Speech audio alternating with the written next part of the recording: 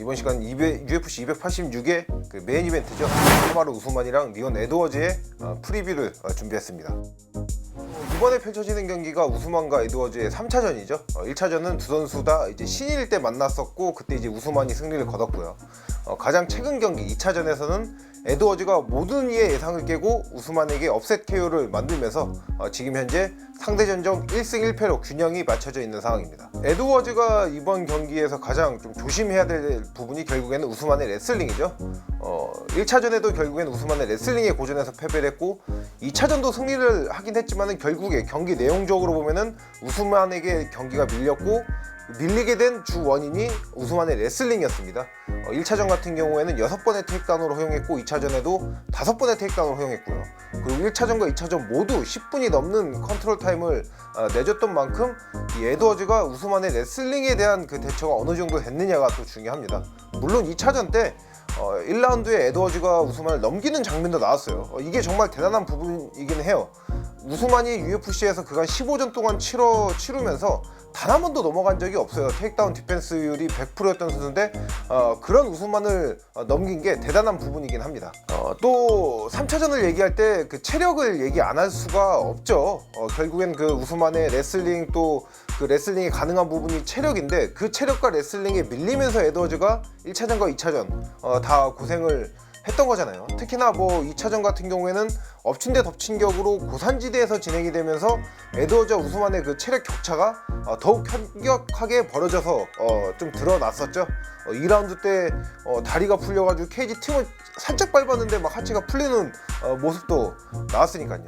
또 이게 시청하시는 분들께서는 운동을 좀 안 하시는 분들께서는 이게 얼마나 힘들면 저렇게 하체가 풀리고 하체가 풀리는 기분이 어떨지 이게 궁금하실 수가 있을 것 같아요. 근데 이게 술 만취하고 돌불이 걸려서 약간 비틀거리는 건 진짜 비슷합니다.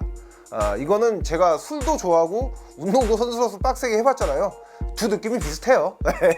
그 느낌을 생각하시면 됩니다.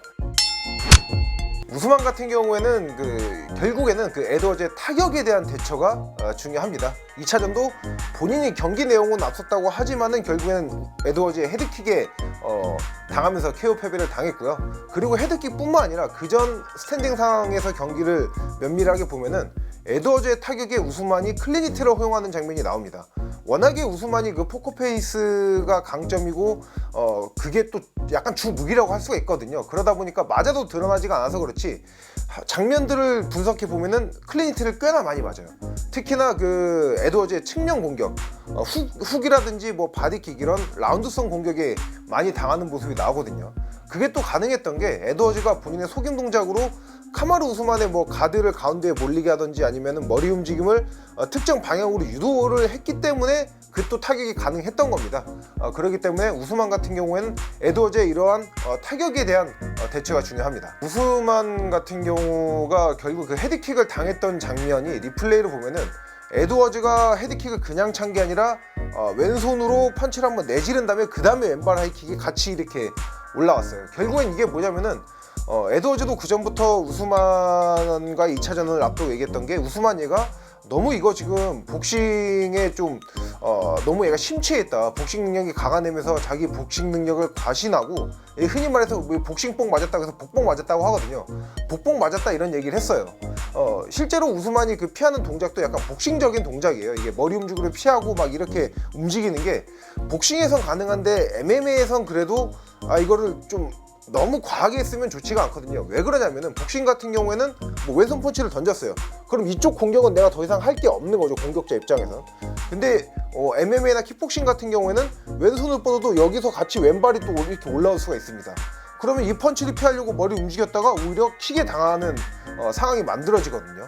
이러한 움직임 때문에 우스만이 당했던 겁니다. 그 움직임에. 그러니까 이게 저 같은 경우에는 우스만이 에드워즈의 그 타격보다는 좀 심리적인 여러 가지 부분들에 대해서 그 대처, 보완, 대처가 굉장히 중요하다고 생각을 합니다.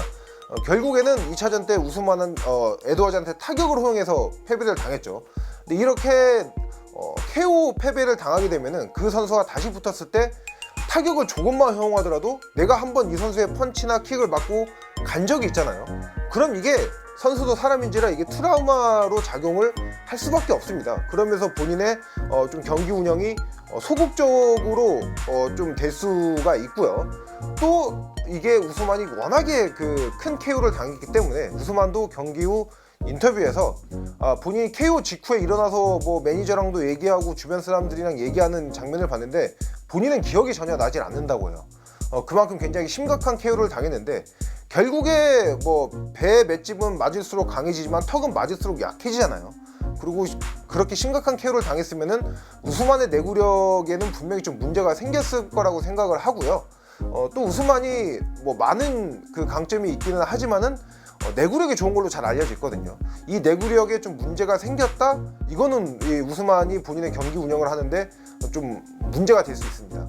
또 이번 경기 같은 경우에는 에드워즈의 홈이죠. 영국에서 열려요. 또 영국 하면은 또 신사의 나라로 잘 알려진 반면에 또 훌리건이 또 유명하잖아요. 거의 뭐 특산품 수준으로 그렇게 잘 알려져 있는데 실제로 UFC 내에서도 영국 관중들의 그 열기가 대단한 걸로 잘 알려져 있습니다. 작년에 영국에서만 파이트나잇 시리즈를 2번 개최했는데 두 번째 대회 같은 경우에는 UFC 역사 통틀어서 파이트나잇 그 게이트 수입이죠. 관중 수입, 경기장 수입 1위를 찍었어요. 근데 그러한 장소에서 넘버 시리즈에다가 본인의 자국 선수가 메인 이벤트로 챔피언으로 출전을 한다? 이러면은 뭐 응원 또 우스만에 대한 야유가 엄청 날 겁니다. 이 중에 한 가지만 우스만이 좀 감내하면서 경기를 하더라도 힘들 수가 있는데 이 세 가지 모두 본인이 극복을 해야 되는 상황인 거죠. 그리고 이게 우스만이 지금 현재 시기가 이제 87년생으로 이제 35살이에요. 전체적인 시기를 봤을 때 시기적인 상황, 지금 우스만이 패배하고 이런 흐름을 고려했을 때 전성기를 맞이하고 이제 내려오는 듯한 그런 선수들의 전형이란 말이죠.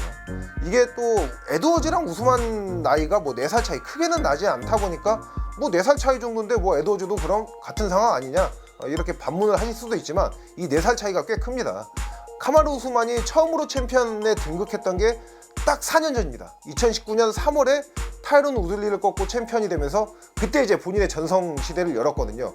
근데 아이러니한 게 에드워즈가 딱 지금 우스만과 같은 위치죠. 우스만이 4년 전에 챔피언에 등극하면서 본인의 전성기를 열었던 시기와 에드워즈가 딱 똑같은 시기입니다. 그렇기 때문에 우스만이 뭐 여러 가지 이러한 본인의 어려움들을 잘 극복을 해야겠죠.